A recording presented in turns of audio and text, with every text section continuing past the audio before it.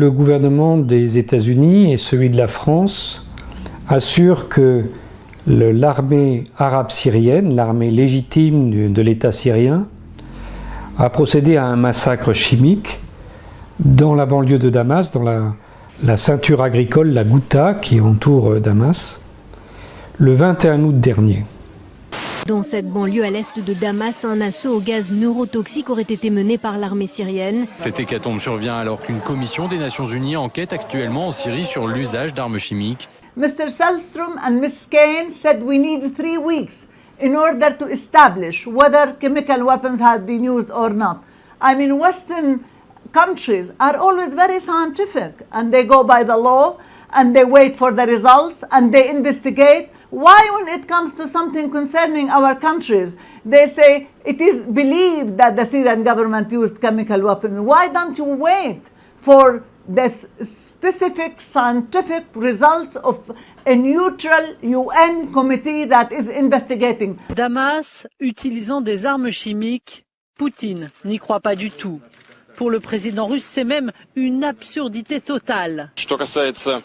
Concernant la position de nos amis américains, qui affirment que les troupes gouvernementales syriennes ont utilisé des armes de destruction massive, chimiques dans ce cas, et disent avoir des preuves, eh bien qu'ils les montrent aux enquêteurs des Nations Unies et au Conseil de sécurité. Dans la note de renseignement qui a été publiée par les États-Unis, on peut lire que cette attaque a causé la mort d'au moins 1429 personnes. Mais lorsque l'on regarde le document français équivalent, il n'est plus question que de 281 morts qui auraient été décomptés en regardant des vidéos sur Internet. Et vous avez vu aussi des photos, des vidéos avec la bave aux lèvres, avec les spasmes. Et quand on regarde ces vidéos, on peut constater que certaines sont antérieures au massacre. En effet, si vous regardez sur YouTube, vous verrez qu'elles ont été postées le 20 août.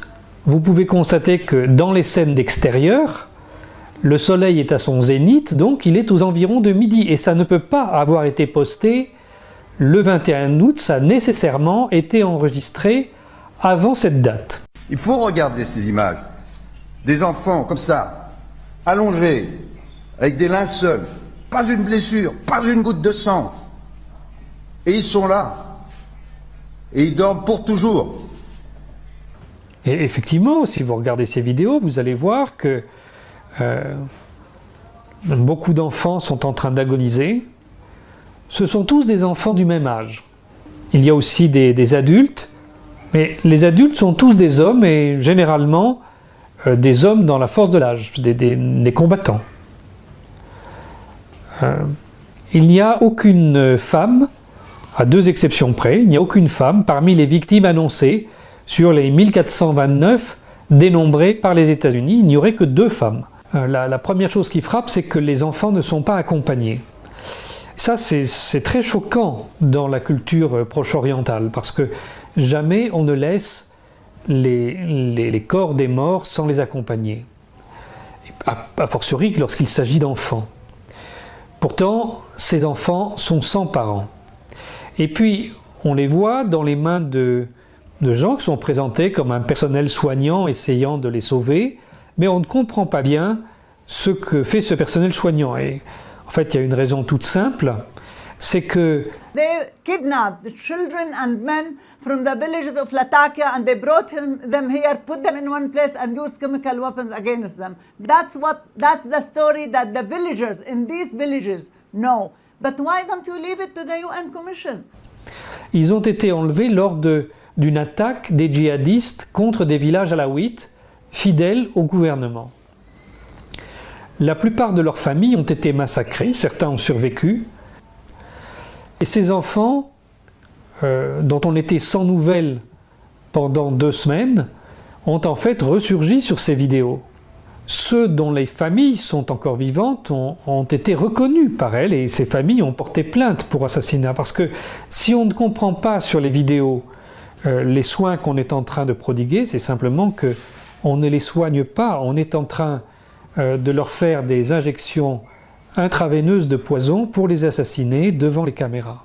Et il y a un dictateur qui a fait ça et qui est prêt à recommencer. Ce que Kerry a déclaré, cela m'a rappelé l'énorme mensonge que Colin Powell avait dit au monde entier à propos de la présence d'armes de destruction massive en Irak avant de rentrer en guerre. En réponse à toutes les allégations concernant l'usage, dans le passé ou le présent, d'armes chimiques, c'est nous qui demandions toujours aux institutions internationales d'envoyer des délégations pour enquêter. C'est nous qui avons formulé cette demande et pas le camp adverse. Il y a 2 ans, nos soldats ont été exposés au gaz sarin. Nous avons invité l'ONU à mener une enquête. Comment aurions-nous pu le faire si c'était nous qui utilisions ce gaz? Tout cela n'est pas vrai. Si Assad avait voulu utiliser des armes chimiques, il aurait au moins utilisé ces armes chimiques contre ses ennemis, pour essayer au moins d'avoir une avance stratégique. Tout d'abord, comment allez-vous après ces 5 mois de détention? Vous parlez de brimades, vous avez subi des coups également. Oui, donc mon collègue et moi, à plusieurs reprises, avons été, comme le reportage l'a montré, considérés comme véritablement des sous-hommes par certains des acteurs de notre détention. Les mains attachées dans le dos, des coups sur la colonne vertébrale, nous couper le bout de la langue, on entaille le bout de la langue pour nous faire parler. C'est très douloureux. Vous allez bien ce soir? Nous allons bien, oui.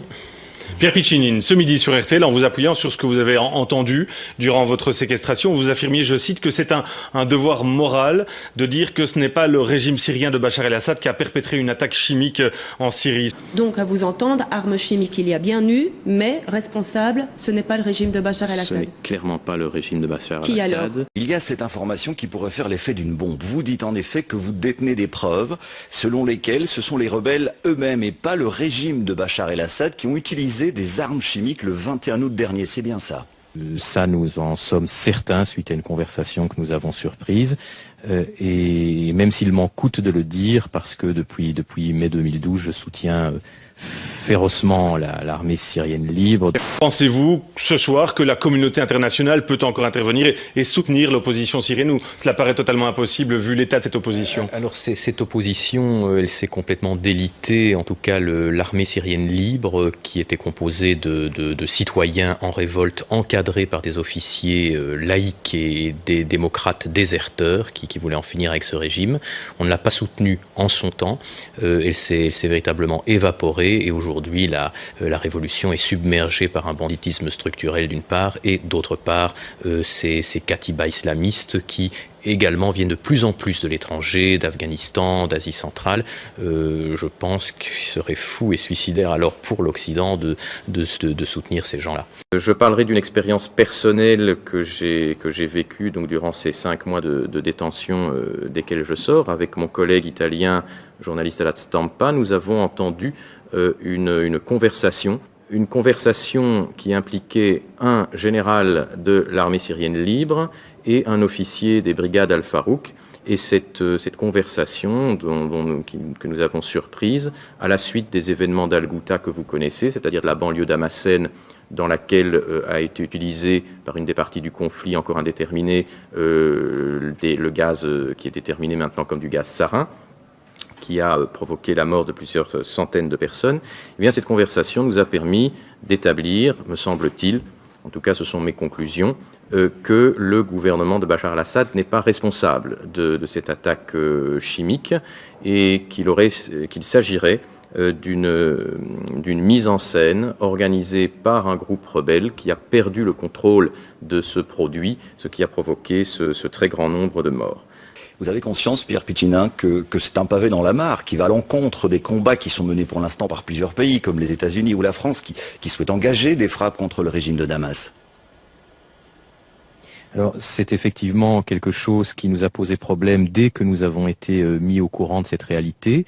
C'était le 30 août, nous étions à Babalawa, dans la caserne, dans la centrale de l'armée libre partagée avec le mouvement Al-Farouk. Et pour nous, quand nous avons entendu ce que nous avons entendu, on avait un peu la tête en feu parce qu'on avait eu quelques informations avant selon laquelle effectivement les États-Unis principalement avaient l'intention de punir le régime, d'intervenir. On avait la tête en feu parce qu'on était là, prisonniers, coincés avec cette information et il était impossible pour nous de la délivrer. Vous maintenez votre position? Je ne peux que témoigner de ce que j'ai entendu. Ce n'est pas le régime de Bachar el-Assad, selon vous, qui a perpétré cette attaque chimique? Selon ces officiers de la rébellion et ce qu'ils ont dit, non, ce n'est pas le régime. Ce qui aurait été d'ailleurs suicidaire de sa part. Je pense que certains États n'attendent que cela pour en découdre, pour des raisons qui sont peut-être pas toujours très claires non plus.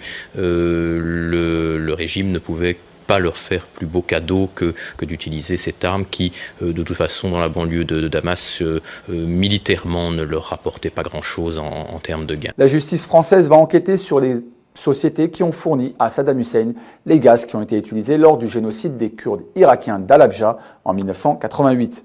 On rappelle que ce massacre avait fait près de 5000 morts et que 3 entreprises françaises parmi d'autres sociétés européennes sont en cause. 3 juges d'instruction du pôle génocide et crimes contre l'humanité créé en janvier 2012 au tribunal de grande instance de Paris sont chargés de cette affaire. Вскрывают их тела и съедают их внутренности на глазах у публики и под камеры. Вы хотите поддерживать этих людей? Вы хотите этим людям поставлять оружие? Ну тогда это, видимо, вряд ли имеет какое-то отношение к гуманитарным ценностям. Alors que les responsables internationaux sont sur le pied de guerre, l'intervention américaine serait imminente. Le responsable de cette ignoble utilisation d'armes chimiques ne fait pas de doute, c'est le régime syrien. La France est prête à punir ceux qui ont pris la décision infâme de gazer des innocents. Il n'y aura de sortie possible de cette situation qu'avec le départ de Bachar el-Assad. La Russie serait-elle prête à accueillir Bachar el-Assad? À cette question, Vladimir Poutine répond narquois. Assad a visité beaucoup plus souvent Paris que Moscou. Sur les visites du président Assad, père et fils, je n'ai aucune responsabilité.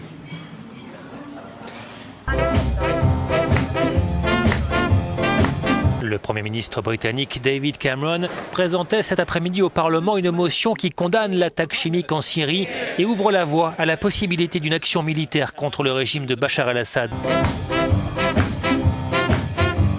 Pour David Cameron, il est hautement probable que le régime Assad a utilisé des armes chimiques, même si ce n'est pas encore 100% certain. Il affirme par ailleurs qu'une intervention en dehors du cadre des Nations Unies serait juridiquement légale. Propaganda ministers.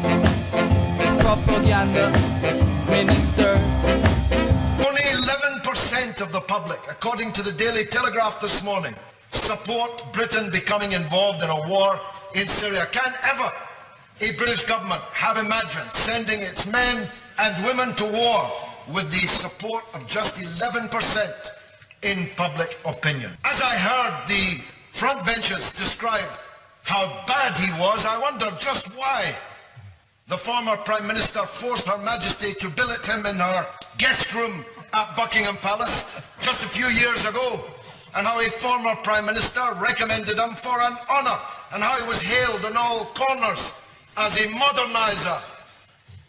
But of course the narrative has changed because the government is intent on regime change in Damascus. First, that there is no compelling evidence, to use the leader of the opposition's words, that the Assad regime is responsible for this crime yet. Not that they're not bad enough to do it, Mr. Speaker. Everybody knows they're bad enough to do it. The question is, are they mad enough to do it? To launch a chemical weapons attack in Damascus on the very day that a United Nations chemical weapons inspection team arrives in Damascus must be a new definition of madness. J'aimerais vous poser une question concernant l'attaque chimique qui a eu lieu en août dernier en Syrie. La France s'est illustrée par son empressement de condamner cette attaque et de l'attribuer à Bachar el-Assad. Aujourd'hui, donc c'était le 14 janvier 2014, une étude sortie au MIT du Massachusetts par M. Lloyd et M. Postol affirme que Bachar al-Assad n'était pas à l'origine de cette attaque chimique. Est-ce qu'aujourd'hui, ici devant cette assemblée, vous pouvez reconnaître vous être trompé sur cette situation et présenter vos excuses? Certainement pas. Faites attention, monsieur. Il faut bien sûr toujours être très méticuleux sur les preuves. Mais quand on est en face d'un criminel, il faut dire que c'est un criminel. Merci. Bachar al-Assad ne mériterait pas d'être sur la terre. Le régime syrien doit être abattu et rapidement. Cher Laurent, c'est mon plaisir de vous recevoir ici à Jérusalem.